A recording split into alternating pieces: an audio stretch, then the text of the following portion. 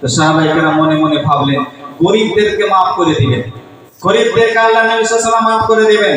নবী আমার বললেন, ও সাহাবায়ে কেরামেরা শোনো, তোমাদের মধ্যে আল্লাহ যাদেরকে গরিব বানিয়েছেন, তোমাদের মধ্যে যাদেরকে আল্লাহ দরিদ্র বানিয়েছেন, যাদের কাছে টাকা পয়সা নেই, তারা কি করবে? ইয়ামালু ফি বাইতিন নাস ফায়ানফাউ নাফসাহু ওয়া ইয়াতাসাদ্দাক বিহি। সেই বান্দা লোকের বাড়িতে মজদুরি করবে, লোকের বাড়িতে লেবারি করবে এবং সে নিজে গোলাম পৌঁছাবে এবং আল্লাহর রাস্তায় সাদকা করবে। মাশাআল্লাহ 2000 টাকা দিয়েছেন, আরো বেশি দিতে পারবেন না আপনি? দিলে বেশি ভালো হতো। মসজিদ, আল্লাহর ঘর, এই মসজিদ আপনার দান থেকে যাবে, মরে যাবেন সেই কবরের ভিতরে নিয়ে পৌঁছাতে থাকবে। 5 করে দিতেন খুব ভালো হতো। 5000 টাকা দাবি এখান থেকেও হচ্ছে, আপনি করে যান, মরে যাবেন, যতদিন মসজিদ থাকবে ইনশাআল্লাহ কবরের ভিতরে নিয়ে পৌঁছাতে থাকবে। 3000 আর 3000। মাশাআল্লাহ, নামটা কি বলছেন? আপনার নাম স্যার? মাশাআল্লাহ, জাযাকুমুল্লাহু খাইরান জাযা ওয়া হাসানান জাযা। আমার বাপজি বাইদুল হক সাহেব 5000 টাকা দান করেছেন, জাযাকুমুল্লাহু খাইরান জাযা ওয়া হাসানান জাযা।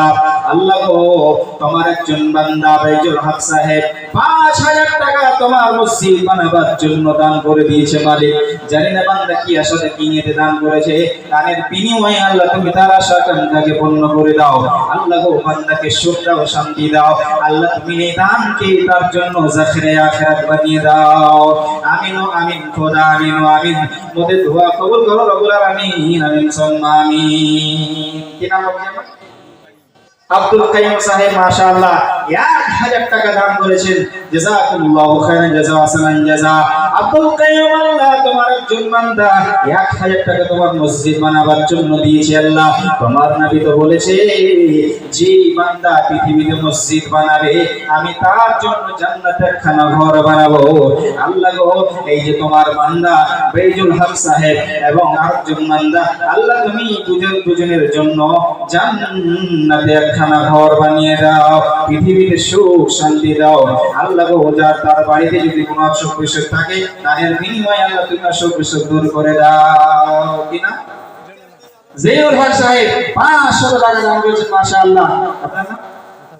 আতাউদ্দিন সাহেব 500 টাকা দান করেছেন, মাশাআল্লাহ। জাযাকুমুল্লাহু খাইরান জাযা ওয়া হাসানান জাযা। বারাকাল্লাহু, আল্লাহুম্মা সাল্লি আলাইহি, আল্লাহুম্মা বারিক আলাইহি। আল্লাহ গো, এই যে জওয়ান যুবকেরা 500 করে আল্লাহ তোমার দরবারে হাজির করেছে, দানের বিনিময়ে আল্লাহ তুমি তাদের আশা আকাঙ্ক্ষাকে পূর্ণ করে দাও। দানকে আল্লাহ তুমি সাদরে গ্রহণ করে নাও। ভাইরা আমার, আমি আপনাদেরকে বলি, মাশাআল্লাহ মতিউর রহমান পোয়া থেকে 1000 টাকা, আর আব্দুল আজিজ সাহেব 1000 টাকা দান করেছেন, মাশাআল্লাহ। এই যে আমি দেখতে পাচ্ছি, জাযাকুমুল্লাহু খাইরান জাযা ওয়া হাসানান জাযা। ওয়ানা তাকাব্বাল মিন্না ইন্নাকা আনতাস সামিউল আলিম ওয়া তুব আলাইনা ইন্নাকা আনতাত তাওয়াবুর রহিম। আল্লাহ গো, তোমার বান্দা এবং বান্দীরা কেউ তো 1000 টাকা, কেউ তো 500 টাকা তোমার দরবারে মসজিদ বানাবার জন্য হাজির করেছে। আল্লাহ তুমি এদের দানকে সাদরে গ্রহণ করে নাও, সুখ দাও, শান্তি দাও। আল্লাহ গো, এদেরকে ইমানের উপরে টিকে থাকা তৌফিক দান করো। আল্লাহ বান্দাদেরকে ইবাদত করার তৌফিক দান করো। আল্লাহ বান্দাদের গুনাহ খাতা maaf করে দাও। আমিন আমিন, খোদা আমিন আমিন। মোদের দোয়া কবুল করো রব্বুল আলামিন, আমিন সুম্মা আমিন।